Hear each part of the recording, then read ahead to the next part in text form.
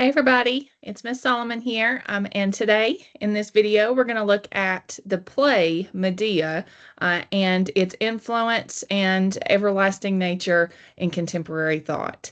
So one of the most powerful concepts in Euripides' Medea is the destructive power of unchecked emotion in rational Western thought. This central idea of the play connects fundamentally to the foundation of Western intellectual traditions, namely that reason, logic, or logos is the highest form of human thought. What Euripides does is honestly ahead of its time. It's as if he explored the extreme before history could naturally perform it. His play Medea shows us what happens when reason itself becomes the servant of destructive passion. So we will explore three bigger concepts related to this play and its connection to contemporary thought. First, we will look at logic. Second, we will marry it to madness. And lastly, we will link more pointedly all of the ways that Euripides' play Medea has influence on how we think, practice, and make art today. We will start at the heart of the matter, logic. To begin, let's take a trip back in time for just a moment. For much of Western intellectual history, tracing back to Plato and Aristotle, reason was considered superior to emotion. The Greeks made a sharp distinction because you have logos, which is reasoned argument, clarity, and order, versus pathos, or raw feeling, passion, and desire. Greek tragedy often stages this conflict, but in Medea specifically, Euripides takes it to a disturbing model, to the extreme. Medea doesn't merely lose control in a storm of passion. On the contrary, her rational mind descends into that vortex and works with it. The play becomes a cautionary critique of the idea that reason alone is safe, civilized, and moral. So in Medea's case, reason by itself is not a safe route. Medea herself admits in this quote, "I see the horror of what I'm doing, but anger overwhelms my second thoughts. Anger, boundless source of evil." When it is Medea who speaks in this play, it can also serve as like an undercurrent warning from Euripides. Reason cannot, and likely doesn't, always tame emotion. Worse, reason can sometimes make emotion more dangerous. It is tempting to read Medea as a wild, irrational monster, but Euripides invites us to see beyond this rage. Medea is sharp, eloquent, and terrifyingly self-aware, which might make her a mad woman of her own right, but she's a special kind.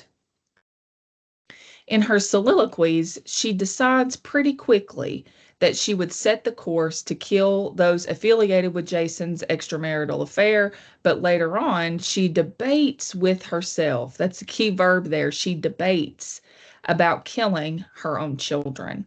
She knows morally and even logically that it's wrong.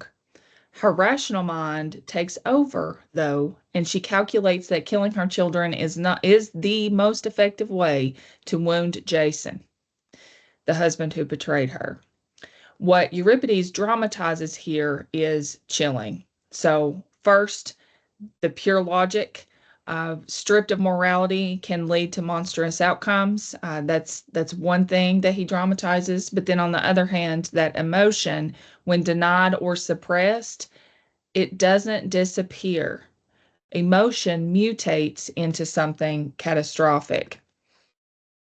So Medea reasons the following right before she kills her children. Let's look at this excerpt from Euripides' Medea. "Friends, my plan is clear. As fast as I can, I will kill my sons and leave this land. I cannot hold back and let those boys be slaughtered by someone who loves them less. They have to die. So it is only right that I gave them life. Who gave them life should kill them. Arm yourself, my heart. Don't hesitate to do the unavoidable, awful thing. I must pick up the sword and step across the starting line of painful course. No weakening, no thoughts of the boys, how sweet they are, how you gave them birth. Forget your children for this one day. Grieve afterwards. Even if you kill them, they are still loved by you, unlucky woman. In other words, she will not make a laughing stock of herself by letting her enemies off scot-free. And so to do so, she buries all her emotion and tender feelings for her children to go through with this atrocious act of revenge. In ancient literature, we can trace the madwoman trope back to this very play. And maybe you'll see how her great mind overlaps with other madwomen and mad women in stories you know. In this play, her madness kind of morphs into how she argues with herself, and she'll argue herself into atrocity. That combination of reason and destructive passion is Euripides' innovation, and it will stand the test of time as a foundation for many characters like Medea to come.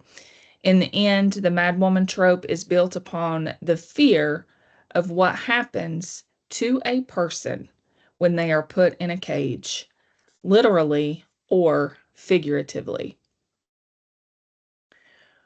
With anything we read, we have to wrestle with why and how. All these contexts matter to us today. In the end, if we are to be a more well-read citizen of the world, we can see the results of why such a story like this one is still relevant and resonates today. While there are likely the exhaustive lists of all the ways that Medea can be and has influenced contemporary thought and practice, here are the big three that I think are most prominent. So first is the justice system. Medea shows us what happens when the law fails to deliver justice. We cannot, or at least Medea cannot, appeal to the legal or political system of her time, so she finds her own way through revenge. So this connects to modern debates about the vigilante, about whether the law can ever truly satisfy victims of betrayal, abuse, or trauma. And so Medea herself, in all of her actions and her character, I think invites us to ask, what happens when someone feels every system has failed them? Okay, so that's the first one. Number two, it has to do with the psychological novel and then psychological films. So Euripides is a pioneer of a very important form of perspective and writing philosophy, which is psychological realism. So it is right on track for Medea to be layered, conflicted, and terrifying because that is, I think, for all intents and purposes, psychologically real. That's why, to me, she feels even so real enough to diagnose, even by contemporary standards of diagnoses.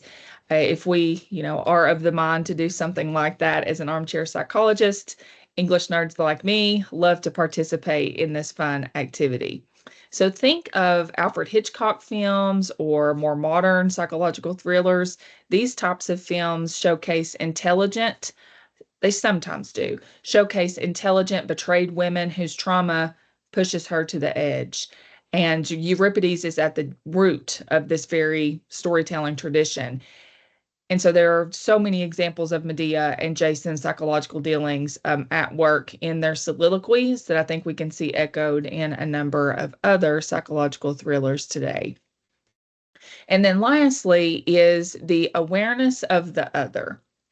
Perhaps the most contemporary aspect of the play is how it centralizes a powerful woman who just so happens to be, goddess in nature, and who also just so happens to be an immigrant.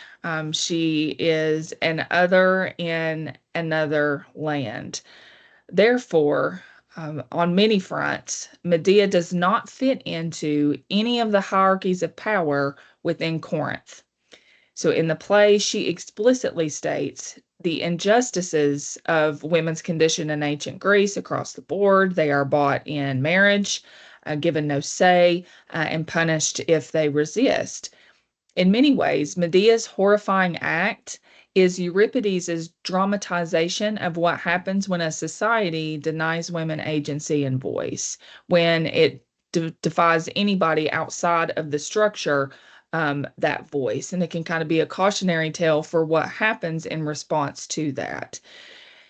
This is made more terrifying by the fact that Medea in the play, through the props, is going to ascend into the upper air of the gods of the stage before she leaves on her divine chariot.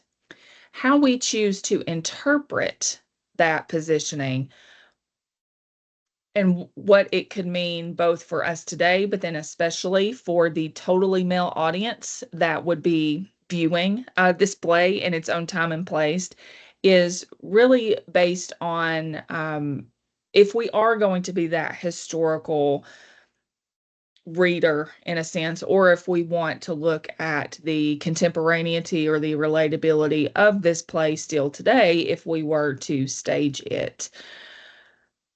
Is she the smartest person in the room who committed terrible acts as means to an end? Or is she the product of all of these multiple cages shaking all at once? So, and I think those are the two hands of that, but those are two ways that we can approach this awareness of the other thought that we can link back to Euripides' play, Medea. So in the end here, Euripides went for the liver punch, so to speak. So in Medea, he calls out the instability of the very foundations of Western thought, which is pretty brave for him to do, but namely the idea that reason controls passion.